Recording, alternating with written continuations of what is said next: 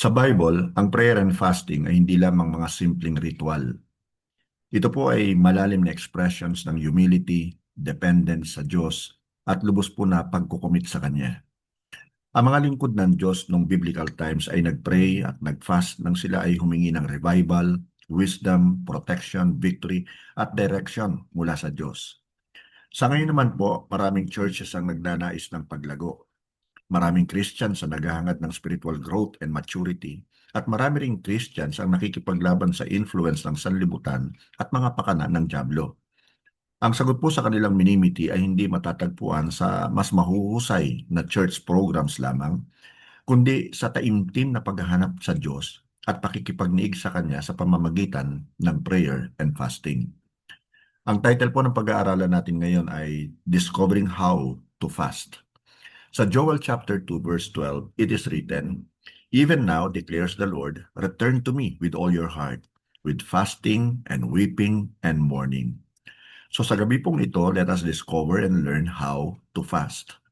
Point number 1 po, focus on God above all else. Doon po sa book of Matthew chapter 6 verse 33, nakasulat po, "But seek first His kingdom and His righteousness, and all these things will be given to you as well." Ang isa pong compass, for example, ay laging nakaturo sa north. Saan mo man ito dalhin.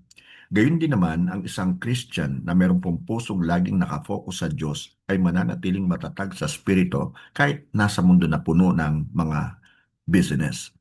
Ang Lord po ang ating true north. Tatandaan po natin yan. Sa panahon ng fasting o pag-aayuno, sadyain po nating lumayo sa social media bukod po sa pagkain o pansariling kasiyahan at iba pang mga libangan. At ilaan po natin ang ating oras sa panalangin at sa salita po ng Diyos. Point number 2, abide in Christ for spiritual maturity. Doon po sa Book of John, chapter 15, verse 5, ang sabi po ni Jesus, "I am the vine, you are the branches. If you remain in me and I in you, you will bear much fruit. Apart from me, you can do nothing." For example po, ang sangang naputol sa puno ay hindi makakapamunga. Maaring mukha po itong buhay, ngunit kalaunan ay matutuyo na. Ang spiritual na paglago ay dumarating lamang sa pamamagitan po ng patuloy na pakikipag-ugnayan o pananatili po kay Kristo. So manalangin po tayo at mag-ayuno upang lumalim ang ating relasyon kay Jesus. Hayaan po natin na ang ating pribadong pakikipag-ugnayan kay Kristo na maging mas matatag kaysa sa ating public ministry. Dapat lang tayong maging busy sa kaharian, ngunit wag po sana nating kakalimutan ang hari ng kaharian. Point number 3, strengthen the church through united prayer. Basahin po natin ang nakasulat sa Book of Acts chapter 13 verses 2 and 3. "While they were worshiping the Lord and fasting, the Holy Spirit said, 'Set apart for me Barnabas and Saul for the work to which I have called them.' So after they had fasted and prayed, they placed their hands on them and sent them off." Ang isa pong nag-aapoy na panggatong na inalis po sa iba pang mga nag-aapoy na panggatong ay madaling mamatayan ng apoy. Ngunit ang magkakasama pong panggatong ay patuloy po na mag-aapoy.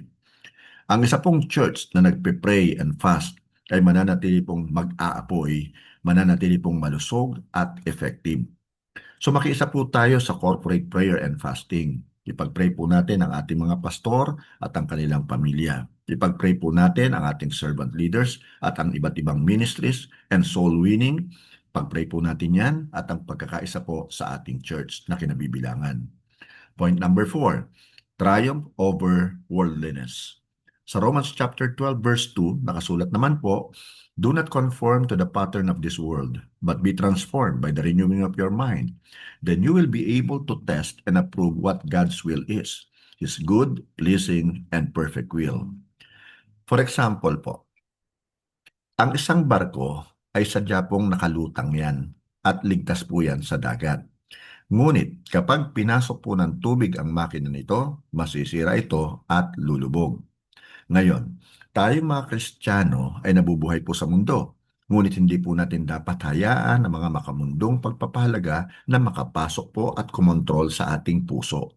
Dahil kung hahayaan natin, tsak, nalulubog po tayo. Humingi tayo sa Diyos ng tulong upang ipakita ang ating maling ugali. masasamang gawi at mga maling priorities. Hayaan po natin na mabago ang ating isip at maituwid po ang ating mga desires sa pamamagitan po ng prayer and fasting at sa salita po ng Diyos. Ang prayer and fasting po ay mga instruments ng Diyos upang patuloy na baguhin at palaguin sa pananampalataya ang mga Christians. Ganon din po ang kanyang church. Habang hinahanap po natin ng Diyos, pinatitibay niya ang ating pananampalataya.